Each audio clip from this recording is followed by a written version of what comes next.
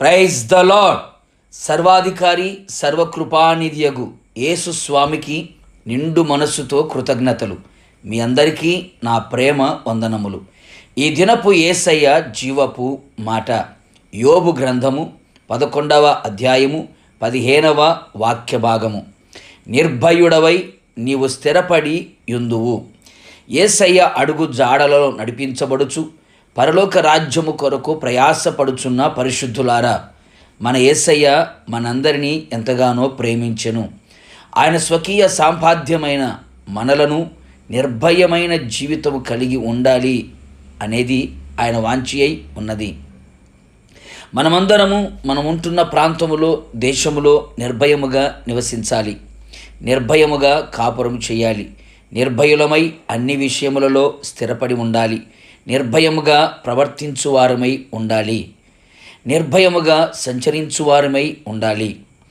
భయమును పుట్టించే సంగతులు చెవికి వినపడిన, కంటికి కనబడిన భయము లేని వారమై నిర్భయులమై ఉండవలెను. ప్రస్తుతపు దినములలో భయమును పుట్టించే కార్యములు అధికముగా వినపడుచున్నవి, కనబడుచున్నవి.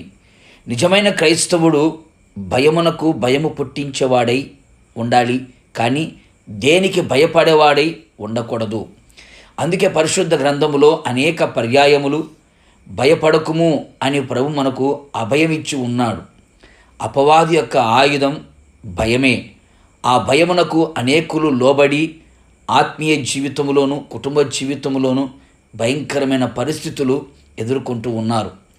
మనము నిర్భయులమై ఉండునట్లు మన మనస్సును వ్యర్థమైన వాటి మీద ఉంచక తిన్నగా ఆయన వైపు నిలిపి, ఎల్లప్పుడూ ఆయన వైపు మన చేతులు చాపి ఆయన మీదనే ఆధారపడి, పాపము మన చేతిలో ఉండుట చూచి దాన్ని విడిచిపెట్టి మన గుడారములో అంతరంగములో ఉన్న దుర్మార్గతను కొట్టివేసిన వారమై జీవించెదము. యథార్థమైన ప్రవర్తన కలిగిన వారమై బ్రతికెదము. మనము శత్రువుల చేతిలో నుంచి విడిపించబడి మన జీవిత కాలమంతయు నిర్భయులమై ఆయన సన్నిధిని పరిశుద్ధముగాను నీతిగాను యేసయ్యను సేవించుటకు రక్షణ భాగ్యము ఆయన దయచేసెను. దేశములో, కుటుంబములో విల్లును, ఖడ్గమును, యుద్ధమును ఉండకుండా మాన్పించి నిర్భయమైన జీవితం మన యేసయ్య మనకు అనుగ్రహించును. రాబోయే కాలమును గూర్చిన భయము లేకుండా ఆయన మనలను నిర్భయముగా ఉంచును.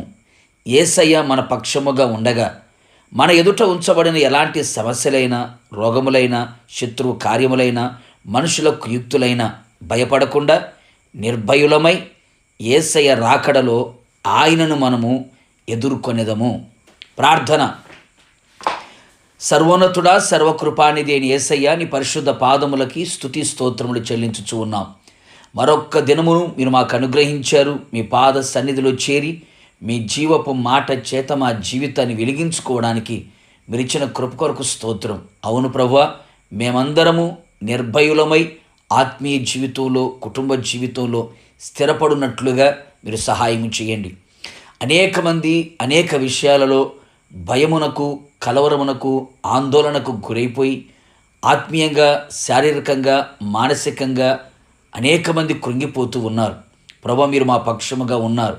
నిశ్చయముగా మా మనసును మీ వైపు త్రిప్పుకొని, మా చేతులు మీ వైపు చాపి, పాపమును విడిచిపెట్టి పవిత్రమైన జీవితంతో బ్రతుకున్నట్లుగా, మీ రక్తము చేత కడగబడి రక్షణ భాగ్యమును పొందుకొని నిర్భయులమై జీవితకాలం బ్రతుకున్నట్లుగా మీరు సహాయం చేయండి.